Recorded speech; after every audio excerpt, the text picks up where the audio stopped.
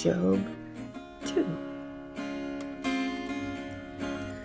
Again, there was a day when the sons of God came to present themselves before the Lord. And Satan also came among them to present himself before the Lord. The Lord said to Satan, "Where have you come from?" Then Satan answered the Lord and said, "From roaming about on the earth and walking around on it." The Lord said to Satan, "Have you considered my servant Job? For there is none like him on the earth, a blameless and upright man. For there is no one like him, a blameless and upright man, fearing God and turning away from evil. And he still holds firm to his integrity, although you incited me against him to ruin him without cause." Satan answered the Lord and said, "Skin for skin. Yes, all that a man has, he will give for his life. However, reach out with your hand now and touch his bone and his flesh, and he will curse you to your face." So the Lord said to Satan, "Behold, he is in your power, only spare his life." Then Satan went out from the presence of the Lord and struck Job with severe boils, from the sole of his foot to the top of his head. And Job took a piece of pottery to scrape himself while he was sitting in the ashes. Then his wife said to him, "Do you still hold firm your integrity? Curse God and die." But he said to her, "You are speaking as one of the foolish women speaks. Shall we actually accept good from God, but not accept adversity?" Despite all this, Job did not sin with his lips. Now, when Job's 3 friends heard about all this adversity that had come upon him, they came each one from his own place.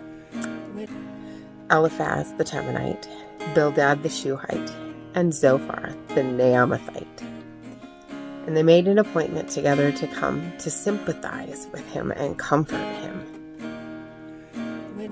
When they looked from a distance and did not recognize him, they raised their voices and wept.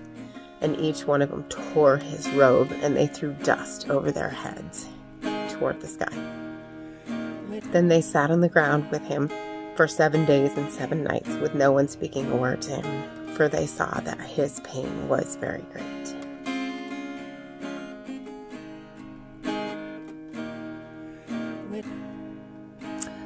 Proverbs 2. My son, if you will receive my words and treasure my commandments within you, make your ear attentive to wisdom, incline your heart to understanding. For if you cry out for insight and raise your voice for understanding, if you seek her as silver and search for her as for hidden treasure, then you will understand the fear of the Lord and discover the knowledge of God. For the Lord gives wisdom. From his mouth come knowledge and understanding. He stores up sound wisdom for the upright. He is a shield to those who walk in integrity, guarding the paths of justice, and he watches over the way of his godly ones. Then you will discern righteousness, justice, and integrity in every good path.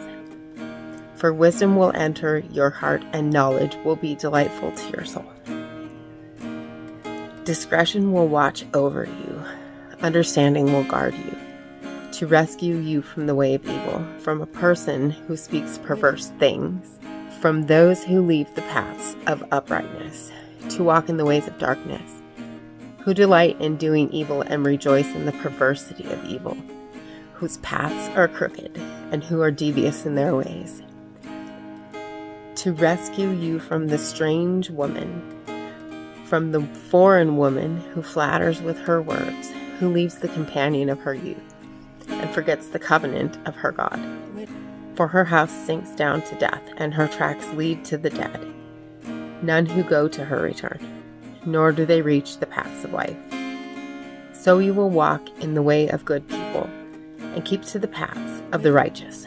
For the upright will live in the land, and the blameless will remain in it. But the wicked will be eliminated from the land, and the treacherous will be torn away from it. Ecclesiastes 2. I said to myself, "Come now, I will test you with pleasure. So enjoy yourself. And behold, it too was futility. I said of laughter, it is senseless, and of pleasure, what does this accomplish? I explored with my mind how to refresh my body with wine, while my mind was guiding me wisely in how to seize foolishness, until I could see what good there is for the sons of mankind to do under heaven for the few years of their lives. I enlarged my works. I built houses for myself. I planted vineyards for myself. I made gardens and parks for myself. I planted in them all kinds of fruit trees. I made ponds of water for myself from which to irrigate a forest of growing trees. I bought male and female slaves, and I had slaves born at home. I also possessed flocks and herds larger than all who preceded me in Jerusalem. I also amassed for myself silver and gold, and the treasure of kings and provinces. I provided for myself male and female singers, and the pleasures of the sons of mankind, many concubines. Then I became great and increased more than all who preceded me in Jerusalem. My wisdom also stood by me, and all that my eyes desired, I did not refuse them. I did not restrain my heart from any pleasure, for my heart was pleased because of all my labor, and this was my reward for all my labor. So I considered all my activities which my hands had done, and the labor which I had exerted, and behold, all was futility and striving after the wind, and there was no benefit under the sun. So I turned to consider wisdom, insanity, and foolishness. For what will the man do who will come after the king, except what has already been done? Then I saw that wisdom surpasses foolishness, as light surpasses darkness. The wise person's eyes are in his head, but the fool walks in darkness. And yet I know that one and the same fate happens to both of them. Then I said to myself, as is the fate of the fool, it will also happen to me. Why then have I been extremely wise? So I said to myself, this too is futility, for there is no lasting remembrance of the wise, along with the fool, since in the coming days everything will soon be forgotten, and how the wise and the fool alike die. So I hated life, for the work which had been done under the sun was unhappy to me, because everything is futility and striving after wind.